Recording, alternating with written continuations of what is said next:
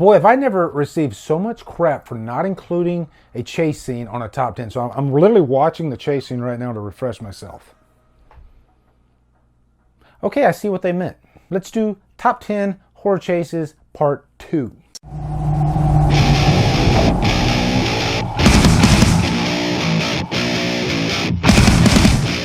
What's up, guys? Recently, actually, I think my last video as of this recording, I did top 10 horror chases. And I had so much fun, and there's just so many horror chases out there that I had to do a part 2.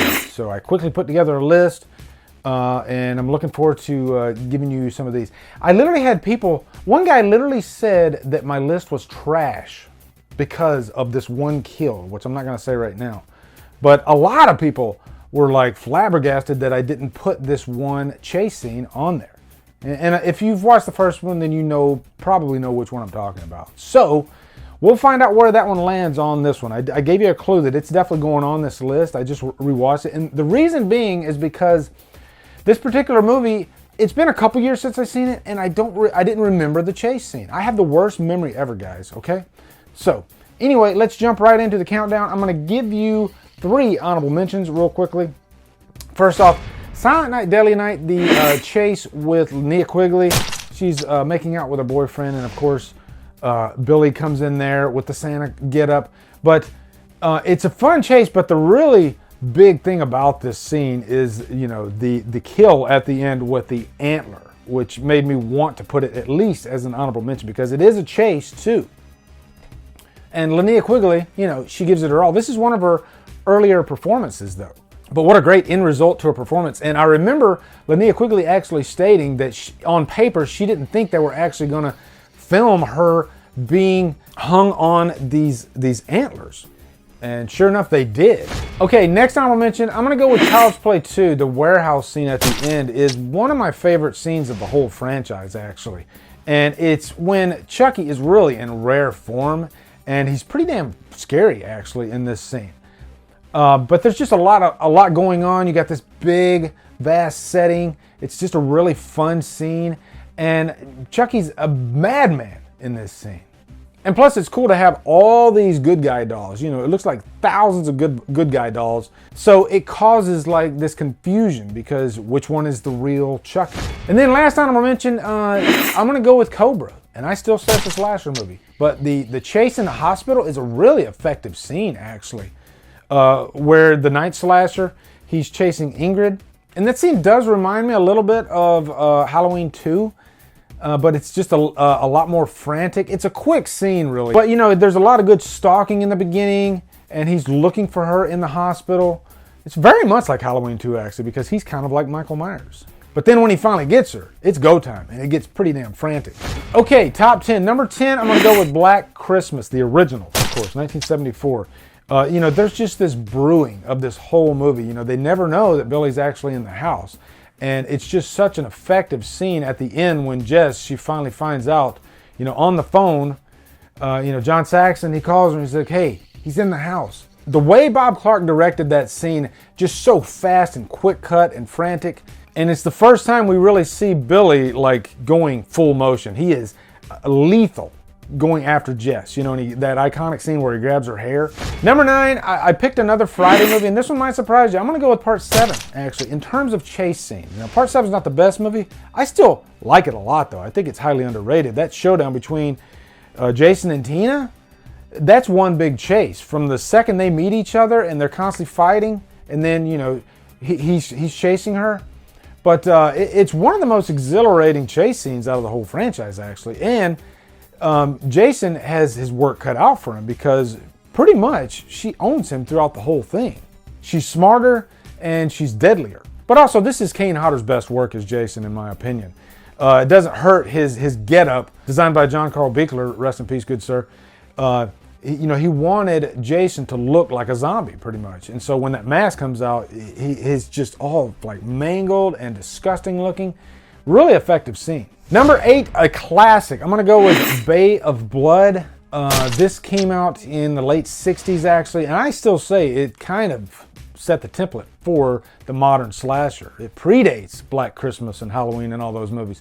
But the one scene that I love in this movie is the billhook scene, where you have this young girl, she gets out of this lake and she's running. And the killer is chasing her with the billhook, and he like hooks her neck and kills her. It's a quick chase scene, but it's iconic. It's very unique, especially for the weapon and the way it's filmed.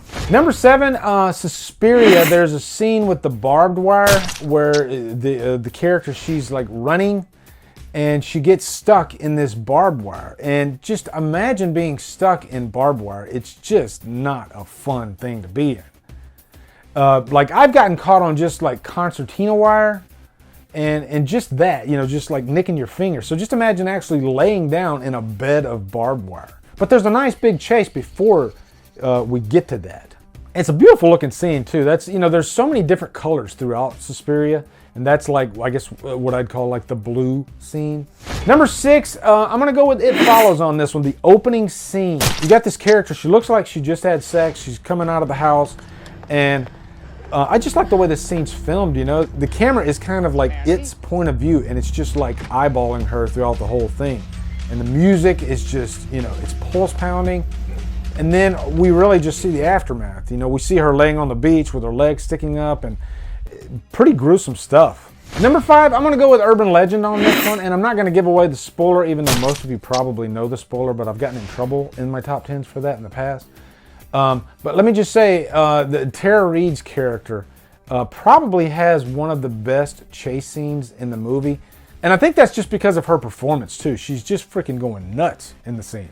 And I like that she's like rested up against this window and then the killer like comes behind her. Kind of reminded me of that scene in like in Halloween 6 when you got Kara like looking through the window and then she sees the other girl getting killed. It's kind of similar to that. Number 4 is Tenebrae, another Giallo film.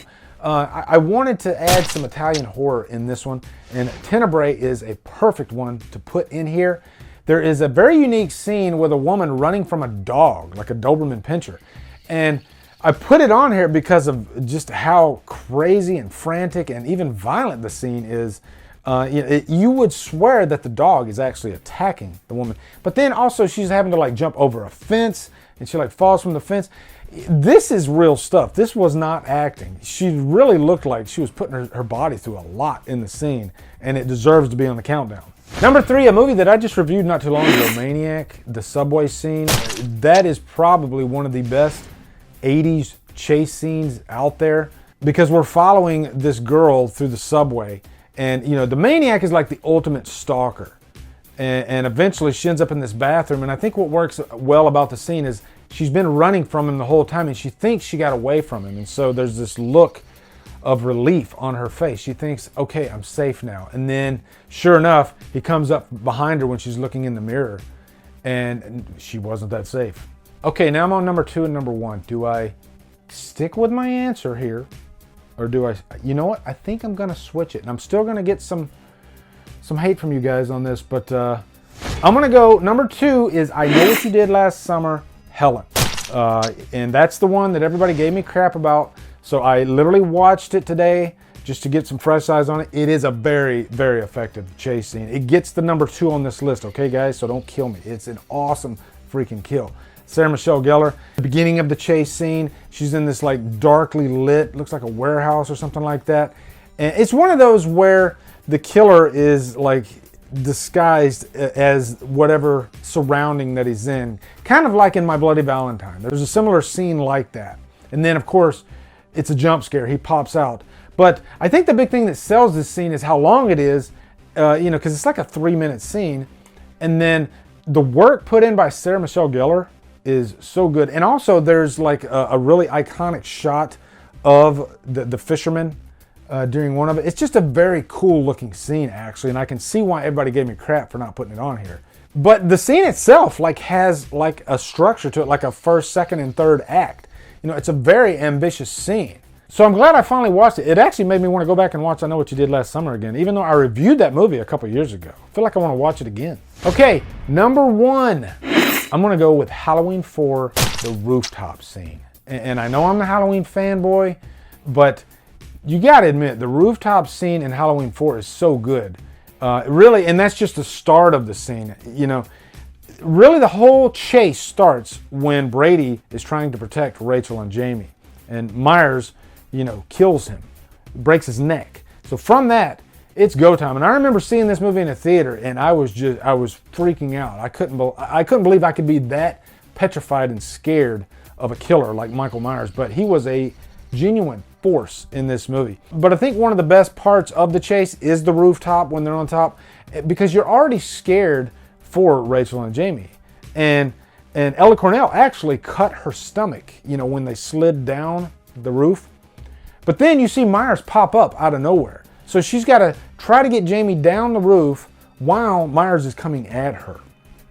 Really scary stuff. But the scene doesn't end there. Of course, they end up on the road. She's driving the truck.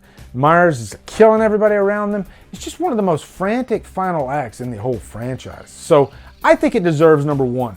So anyway, guys, that's it. Top 10 horror chases part 2 is in the can. Let me know in the comments which ones I missed, because I know you guys will. And you guys have been giving me so many great top 10 ideas. I just want to say thank you to you guys. You guys are really doing my work for me. You're making this easy, because I'm always trying to find good top 10s, but you guys always come through. Anyway, guys, also be sure to come over to Killer Flicks, where we talk horror all day and every day, and on Fridays we do Free For All Fridays. Follow me at Drumdums on Facebook, Twitter, Instagram, and Letterboxd. Anyway, guys, thank you so much for watching. Have a great day, and Drumdum out.